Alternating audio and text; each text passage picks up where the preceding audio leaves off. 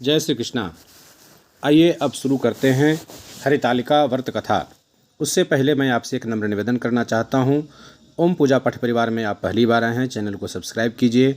इसी प्रकार का पूजन कथा के बारे में जानकारी हम हमेशा आपको देते रहते हैं। प्रेम से बोलिए शंकर भगवान की जय, माँ पार्वती की जय। श्री सूत जी बोले, जिन श्री पार्वती जी के घुंघराले केस कल्प वृक्ष के फूलों से ढके हुए हैं और जो सुंदर एवं नए वस्त्रों का धारण करने वाली हैं तथा कपालों की माला से जिसका मस्तक शोभायमान है और दिगंबर रूपधारी भगवान शंकर हैं, उनको मैं नमस्कार करता हूँ। कैलाश पर्वत की सुंदर विशाल चोटी पर विराजमान भगवान शंकर से माँ गौरी जी ने पूछा, हे प्रभु, आप मुझे गुप्त से गुप्त किसी व्रत की कथा बत सुनाइए। हे स्वामिन, यदि आप मुझ पर प्रसन्न हैं तो ऐसा व्रत बताने की कृपा करें जो सभी धर्मों का सार हो और जिसके करने में थोड़ा परिश्रम हो और फल भी विशेष प्राप्त हो जाए। यह भी बताने की कृपा करें कि मैं आपकी पत्नी किस व्रत के प्रभाव से हुई हूँ।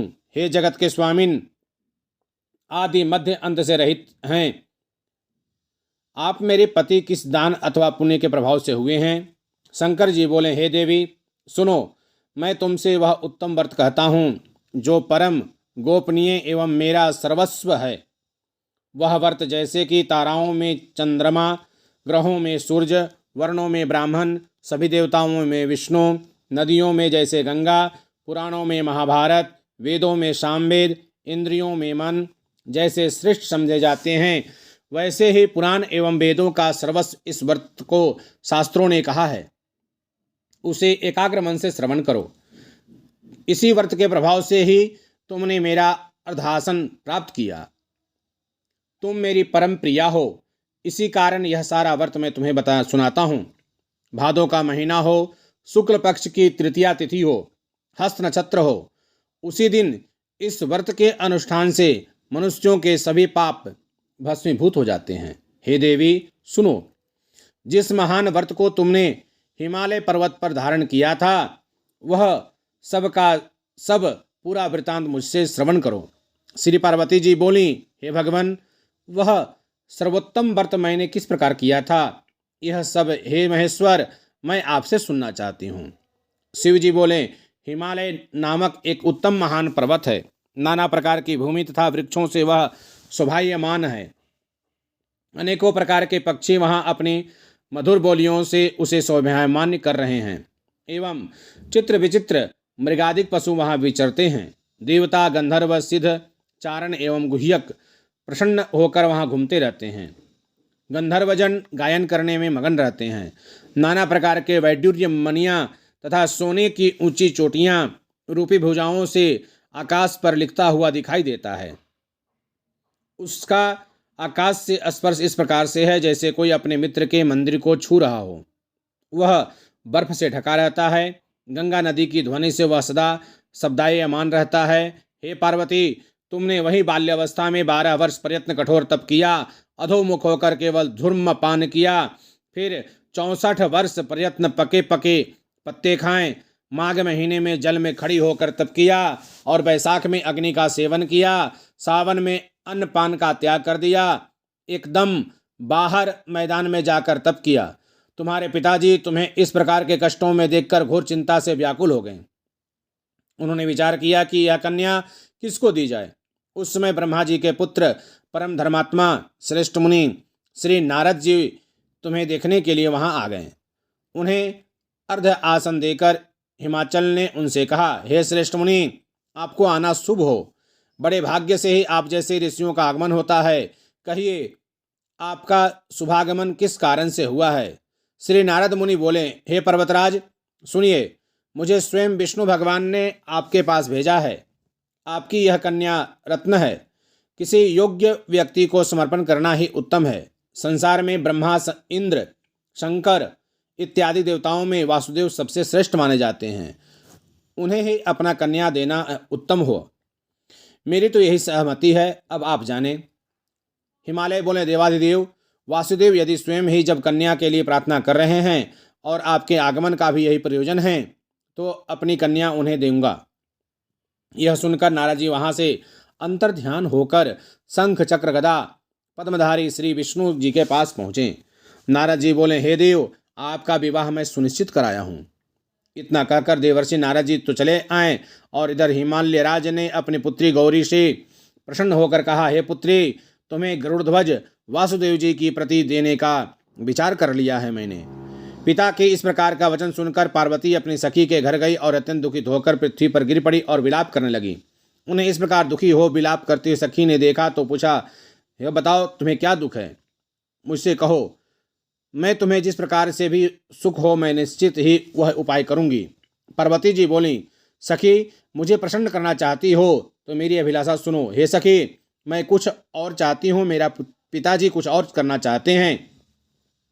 मैं तो अपना पति श्री महादेव जी को वर चुकी हूँ, मेरे पिता इसके विपरीत करना चाहते हैं। इसलिए हे प्यारे सखी, मैं अब अपने देह त्याग करने जा रही हूँ। तब पार्वती के ऐसा वचन सुन सखी ने कहा, हे पार्वती, तुम घबराओ नहीं, हम दोनों यहाँ से निकलकर ऐसे वन में जाएंगे जहाँ तुम्हारे पिता जान भी न सकेंगे। इस प्रकार आपस में राय करके श्री पार्वती जी को वह घोर वन में ले गई। तब पिता हिमालय राज ने अपनी पुत्री को घर में न देकर इधर उधर खोज किया, घर घर ढूंढा, किंतु वह नहीं मिली। तो विचार करने लगे, मेरी पुत्री को देव दानव किन्नरों ने में से कौन ले गया है? मैं नारद के आगे श्री विष्णु जी के प्रति कन्या देने की प्रतिज्ञा की है, अब क्या होगा? इस प्रकार की चिंता करते करते मूर्छित होकर पृथ्वी पर गिर पड़े। तब उनकी ऐसी अवस्था सुनकर हाहाकार करते हुए लोग हिमाचल्य राज्य के पास पहुंचे और मूर्छा का कारण पूछने लगे। हिमालय बोले, किसी दुष्टात्मा ने मेरी कन्या का अपहरण कर लिया है अथवा किसी काल सर्प ने उसे काट लिया या शीघ व्याघ्र ने उसे मार डाला। पता नहीं मेरी कन्या कहाँ चली गई है, किस दुष्ट ने उसे हर लिया। ऐसा कहते कहते शोक से संतप्त होकर हिमालय राज वायु से कंपयमान महावृक्ष के समान कांपने लगे। तुम्हारे पिता ने सिंह, व्याघ्र, भल्लुक आदि हिंसक पशुओं से भरे हुए एक वन से दूसरे वन में जाकर तुम्हें ढूंढने का बहुत बड़ा प्रयत्न किया। इधर अपनी सखियों के साथ एक घोर वन में तुम भी जा पहुंची। वहां एक सुंदर नदी बह रही थी और उसके तट पर बड़ी गुफा थी जिसे तुमने देखा। तब अपनी सखियों के साथ तुमने उस गुफा में प्रवेश किया। खाना पीना त्याग करके वहां तुमने मेरी पार्वती युक्त बालुका लिंग स्थापित किया। उस दिन भादो मास की तृतीया तिथि थी, साथ में हस्त नक्षत्र था। मेरी अर्चना तुमने बड़े प्रेम से आरंभ की, बाजों और गीतों के साथ रात को जागरण भी किया। इस प्रकार तुम्हारा परम श्रेष्ठ व्रत हुआ। उसी व्रत के प्रभाव से मेरा आसन हिल गया। तब तत्काल ही मैं वहाँ प्रकट हुआ जहाँ तुम सखियों के साथ थी। मैंने दर्शन देकर कहा, हे वराने, वर मांगो। तब तुम बोली, हे देव महेश्वर, यदि आप प्रसन्न हो तो मेरे स्वामी बनिए। तब मैंने तथास्तु कहा, फिर वहाँ से अंतर्धान होकर कैलाश पर्वत पहुँच गया। इधर जब प्रातःकाल हुआ तब तुमने मेरी लिंग मूर्ति का नदी में विसर्जन किया। अपनी सखियों के साथ वन में प्राप्त कंदमूल फल आदि से तुमने पारण किया। हे सुंदरी, उसी स्थान पर सखियों के साथ तुम सो गई। हिमालय राज तुम्हारे पिता भी उस घोर वन में जा पहुँचे। अपना खाना पीना त्याग कर वन में चारों ओर तुम्हें ढूंढने लगे। नदी के किनारे दो कन्याओं को सोता हुआ उन्होंने देख लिया और पहचान लिया। फिर तो तुम्हें उठाकर गोदी में लेकर तुमसे कहने लगे, हे पुत्री, सिंह, व्याघ्र आदि पशुओं से पूर्ण इस घोर वन में क्यों आई? तब श्री पार्वती जी बोली, पिताजी सुनिए, आप मुझे विष्णु को देना चाहते हैं। आपकी यह बात मुझे अच्छी न लगी, इससे मैं वन में चली आई।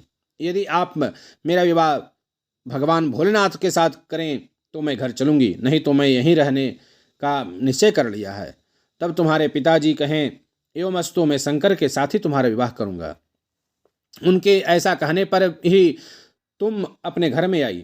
तुम्हारे पिताजी ने जब विवाह विधि से तुमको मुझे समर्पित कर दिया, हे पार्वती जी, उस व्रत के प्रभाव है जिससे तुम्हारा सौभाग्य की वृद्धि हो गई।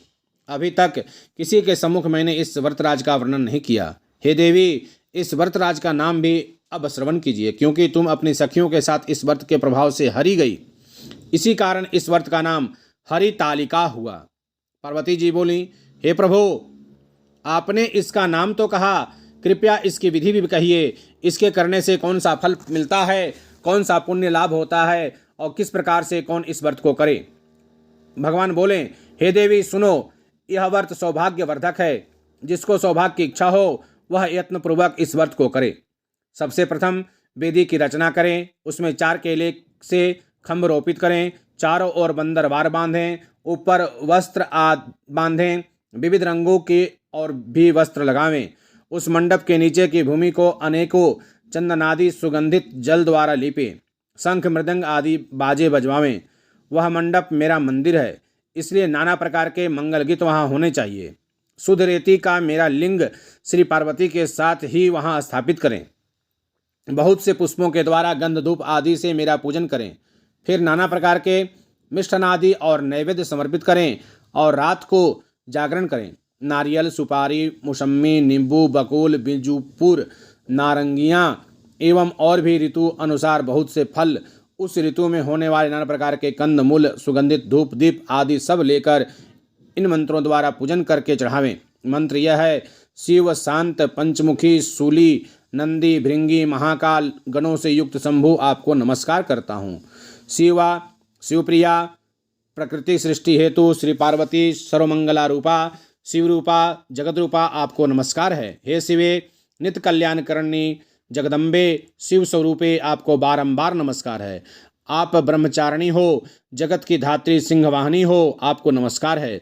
संसार के भय संताप से मेरी रक्षा कीजिए। हे महेश्वरी पार्वती जी, जिस कामना के लिए आपकी पूजा की है, हमारी वह कामना पूर्ण करें, राज्य सौभाग्य एवं संपत्ति प्रदान करें। शंकर जी बोले: हे देवी, इन मंत्रों तथा प्रार्थनाओं के द्वारा मेरे साथ तुम्हारी पूजा करें और विधिपूर्वक कथा श्रवण करें।